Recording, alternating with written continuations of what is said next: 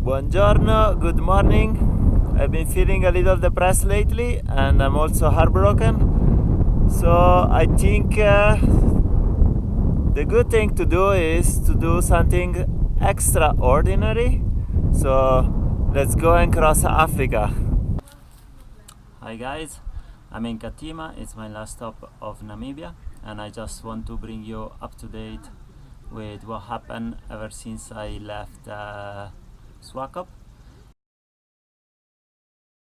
As you remember, I got to Antis Bay and then I had a problem with my bracket that the soldering broke. In Antis Bay they sold a little extra piece to the bracket that will go into the quick release, and that as well broke. So I went back to Swakop, got some brackets done in stainless steel with the 3 holes, and the one that goes into the quick release, and it's holding up.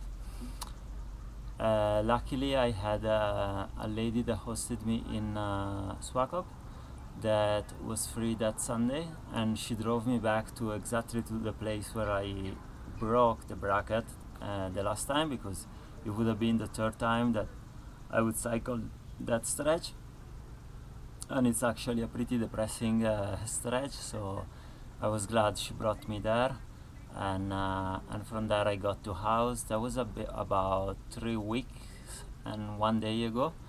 Meanwhile, I rested about 6-7 days, and I made a total of 1900 kilometers, which is pretty good. Once I got to house, I got to it. The first day was pretty easy, and the second day was a bit rough, loads of headwind, and let me remember, and it was lion land and elephant lands, so I had a really rough night. It was probably the most scariest night, because I was sleeping on the rough on the side of the road and I could hear noises all night, so I was pretty scared. And from there basically then I got to Ocho, where my friends Oscar and Blanca the previous week stayed camped at a lodge, and they got a ride to Etosha to do a safari, and they were charged 600 Namibians. But unfortunately, because I'm very lucky, I was offered the same service for 2000 Namibians. So that meant that I had to get closer to Etosha to find a way to do it cheaply. So I lost 2 days going to Etosha, find a and I was really lucky that in a lodge I found a couple from Belgium that decided to share their campsite with me, because there was only 3 campsites available and they were booked out. And the people on the other 2 sites, they were people from Germany, and they had arranged to do a day, full day safari in Etosha for the following day, and they took me with them. It was beautiful. My camera is very limited, but I've seen what I expected. I saw first we saw many animals that I already seen on the road, like zebras and oryx and springboks. But at the beginning, we saw giraffes and we saw a rhino, but it was very far. With my camera, I couldn't take a picture. And I was very jealous of the little girl that was sat in front of me, because she was probably like 11, maximum 12, and she had a big lens and she could take a picture of the rhino. we saw like a couple of lions, male ones, at the water hole, and they were owning the water hole. It was there was like thousands of other animals like waiting to get to the water hole, but they wouldn't. It was very surreal. And then we saw some elephants very far as well. I saw some foxes, which is very rare. What else did we see? We saw the hyenas, impalas, loads of zebras, loads of springboks, loads of gnu. We saw some elephants, but very distant. And that was it. Then in the afternoon it was very slow, and we came back, and I scored a free meal to the lodge, which was pretty luxurious. And I usually don't eat meat, but in this trip I eat everything that is given to me. So I had to eat zebra.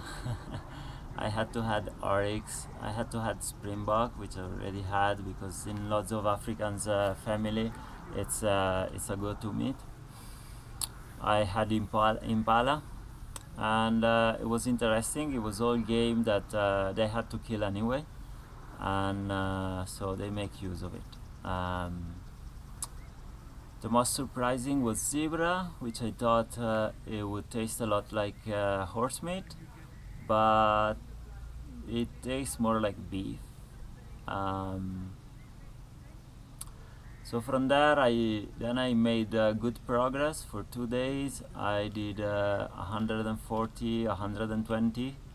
I went back to Ocho, and then I passed the Chivarango the same day, and the following day I was gonna pass Otavi, and I stopped for a bit of food on the side of the road. There was a kind of a rest area, and there was a guy there that was trying to have a smoke. He asked me a lighter. I gave him the lighter, and we started chatting, and he told me that his father used to host cycling that were passing by in their farm, and it's a wine farm. So his dad has an established wine farm. I think it's called, if I'm not mistaken, Tagingi. I have to look it up. And there are 6 wine farms in the whole of Namibia, and 4 of them are currently commercializing wines. So I had some Otavi Valley wine. The guy that is hosting me is Namibian. His wife is Tamara, is from Switzerland, of Serbian origin, and not only they didn't let me pitch the tent in their garden, but also they gave me a room, and I ended up staying like from Monday to Friday. I left on the Saturday to at their house. It's lovely. It's a lovely family with 3 kids, 4 dogs, and 3 rabbits, and they are starting up this wine farm, and soon they will have a campsite with chalets. I was a bit depressed when I left, and I remember I put a video on Instagram saying I think I could play it here.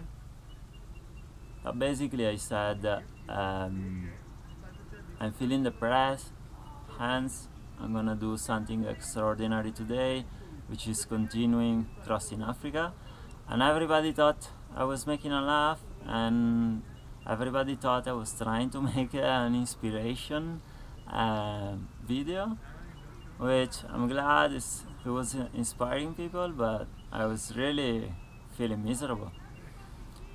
So yeah, then I basically head towards to Otavi, and then Grootfontein, and leaving Grootfontein you get to a point where there is a kind of a gate, and from there you enter real Africa. It's a gate for control of food and animals, because there is foot and mouth disease in the north of Namibia. But from there, passing that gate, you enter real Africa. It's much more rural, much more poorer. People live in compound like we used to see on TV. So it was an interesting experience. Then I got to Rundu. My host family fell through, so I only stayed one night. I managed to post some postcards, and then Gilmer, the guy I stayed in the wine farm.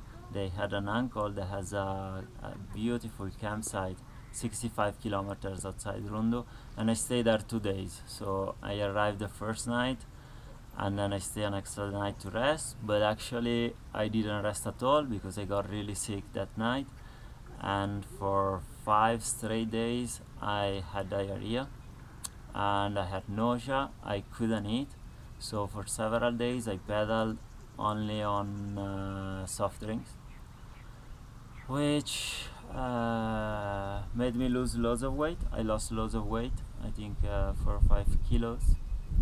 It's very challenging. Now I had to cross all the Caprivi Strip, which is pretty remote, and I didn't have any money because the only two cities where there were ATMs, the ATMs were out of order, so I didn't even have money. Luckily there was loads of tourists with 4x4 that I stopped, and they gave me plenty of mineral water. I was given some soft drinks, I was given some Coke, I was given some orange juice.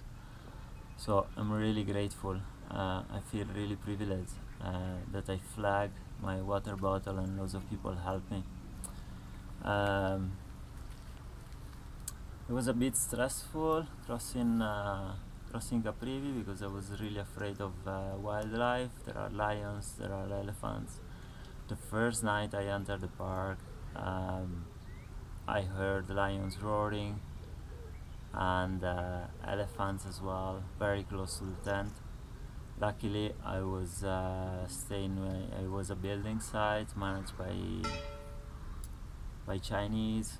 I got to shower, I got some food, even though I couldn't eat, so I only got like a hard-boiled egg. And yeah, I mean, it's getting rough.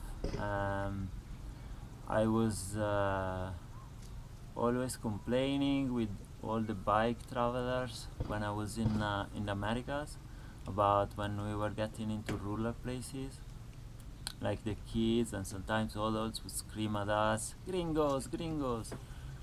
But here is I'm hungry, is bread, money, it's water, and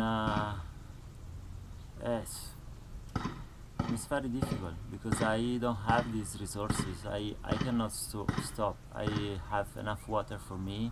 I'm stopping cars and they're giving me water, and these kids are asking me for money or for bread or for water, and I'm not stopping to giving them. So I feel a bit guilty.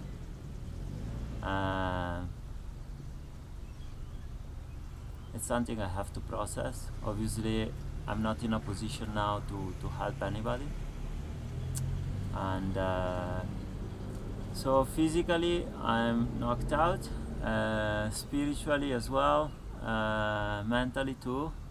Last night I had a very interesting conversation with the person I love, that she is now in a new relationship, very very sudden, and I miss her a lot as a friend, but probably we cannot talk because we always go back to talk at the past and never look past the past. So I don't even know if we can have a healthy friendship, which is really sad because it's someone I love to bits, and yeah, loads of things to process. I will try to rest one day tomorrow and maybe go to the clinic and get some tests to see what's going on with my body. It's very very very hot, and unfortunately I have to use arm warmers, leg warmers, and even this because yesterday I was feeling burned. Yeah, I look a bit rough. I haven't Now I will take a shower, I'll maybe shave or just um, trim my beard. It's 9 days. I have the same clothes, so I'll try to hand wash them. They told me they had a washing machine here at the campsite, but obviously it's broken. Um, yeah, I'm only like 60 kilometers away from Zambia. If I go on that side into Botswana, or it's sorry, yeah, 65 kilometers to Botswana if I go to Livingstone from that direction, or I can cross here into Zambia directly. It's just a choice of visas, because if I go through one bit in Botswana, I will get to a place which gives me the chance to get a dual visa for Zambia and Zimbabwe and save about $30, I think. To be honest, I just wanna keep going and keep making progress, and I wanna head north very quickly, go to Livingstone, maybe check out Victoria Falls, maybe enter both Zimbabwe, but I'm not sure. I will check out maybe Livingstone 1 or 2 days, and then head to Lusaka, which is the capital of Zambia. There I will have the chance to do a talk in a school.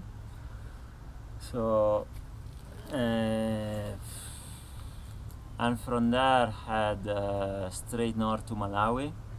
I would like to cross Malawi before it starts the rainy season, because the chances of getting malaria there are very high.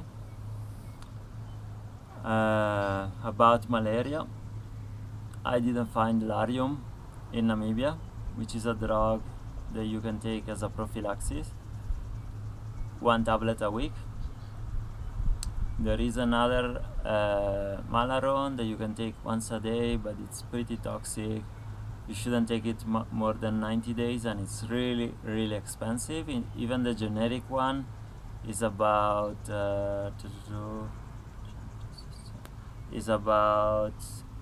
€80 per month, or a bit more. It's too expensive.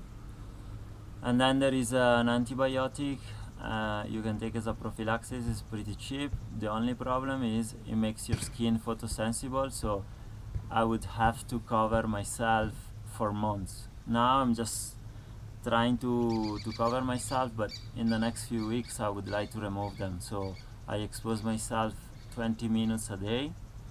The last few days I didn't bother doing it because I was just too busy trying to reach the places I wanted to reach at night, safe places where I could pitch my tent without having troubles with lions, maybe police station, things like that.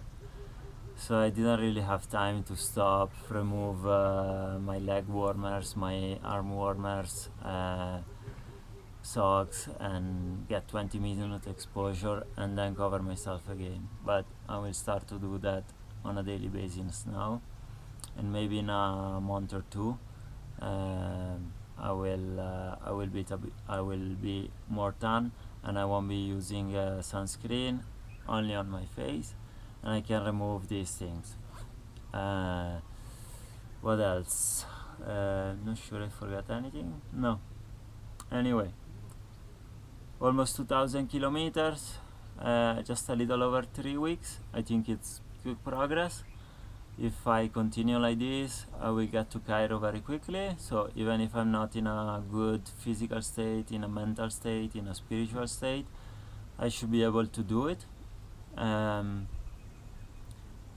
a fan of traveling slow and absorbing as much as possible of the local culture, but there are times and places where it's not possible, or you just need to get going. I'm having a rough time in Africa for many different reasons, so I think it's just sensible to embrace the suck, push through, but not just taking my sweet time. just making progress. I think that's the way to go. And yeah, this is me. I will try to add some photographs or some videos into this. I talked a lot, but it was due because I haven't uploaded a video in a long time. Thank you very much for following my trip, for following my adventure. I would like to thank you each and everyone that reached out with a supportive message in this rough period. I would like to thank as well the people that sent me a monetary donation, either through PayPal, also the people that bought my postcards. Thank you very much. I sent the postcards from Swakop, and most people received it. I hope everybody received it. But it got there in like 2 weeks. I was really surprised. When I was in Rundu, I sent also another 6 postcards for the last people that sent me donations. So I hope you guys will receive them pretty quick. And thank you to the people that decided to subscribe to my YouTube channels, to my Instagram account, and to my Facebook. It means a lot to be able to share the good times, the good pictures on Instagram, but also like trying to bring you more into my adventure with these updates, whereas I just talk to the camera and it's probably boring, but it is what it is. So thank you very much. I'm so grateful for all the support that I'm receiving, and for the energy and the love that you guys show me. And I will try to make some more exciting videos when I get cross into Zambia. I will try to make some videos of Victoria Falls if I go there, if I have the money.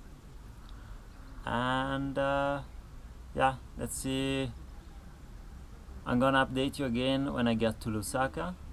I will do a presentation there. Maybe I'll take some footage and I will show you also that side of my adventure, where I get to talk to people and share my adventure with youth within a cultural center in schools. And thank you very much. Ciao.